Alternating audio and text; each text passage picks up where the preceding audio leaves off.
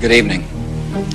Today, our fellow citizens, our way of life, our very freedom came under attack in a series of deliberate and deadly terrorist acts. The victims were in airplanes or in their offices.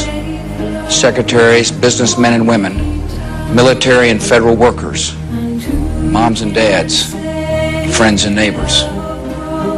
Thousands of lives were suddenly ended by evil, despicable acts of terror.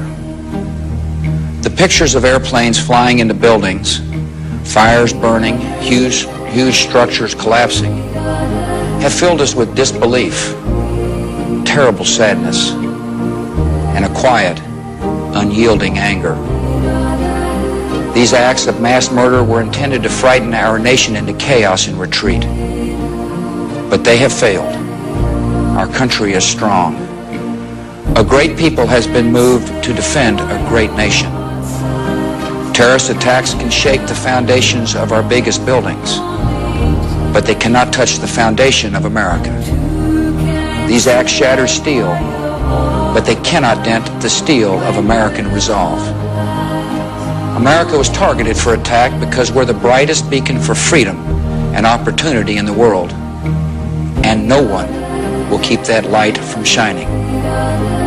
Today, our nation saw evil, the very worst of human nature, and we responded with the best of America, with the daring of our rescue workers, with the caring for strangers and neighbors who came to give blood and help in any way they could. Immediately following the first attack, I implemented our government's emergency response plans. Our military is powerful, and it's prepared. Our emergency teams are working in New York City and Washington, D.C. to help with local rescue efforts.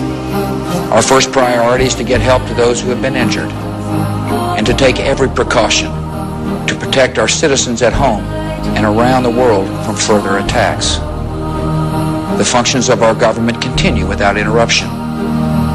Federal agencies in Washington, which had to be evacuated today, are reopening for essential personnel tonight and will be open for business tomorrow.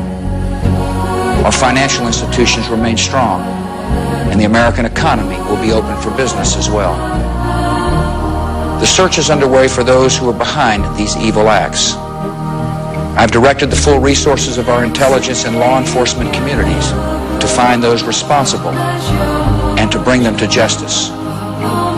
We will make no distinction between the terrorists who committed these acts and those who harbor them. I appreciate so very much the members of Congress who have joined me in strongly condemning these attacks. And on behalf of the American people, I thank the many world leaders who have called to offer their condolences and assistance. America and our friends and allies join with all those who want peace and security in the world, and we stand together to win the war against terrorism. Tonight I ask for your prayers for all those who grieve, for the children whose worlds have been shattered, for all whose sense of safety and security has been threatened. And I pray they will be comforted by a power greater than any of us, spoken through the ages in Psalm 23. Even though I walk through the valley of the shadow of death, I fear no evil, for you are with me. This is a day when all Americans from every walk of life unite in our resolve for justice and peace. America has stood down enemies before, and we will do so this time. None of us will ever forget this day, yet we go forward to defend freedom and all that is good and just in our world. Thank you. Good night, and God bless America.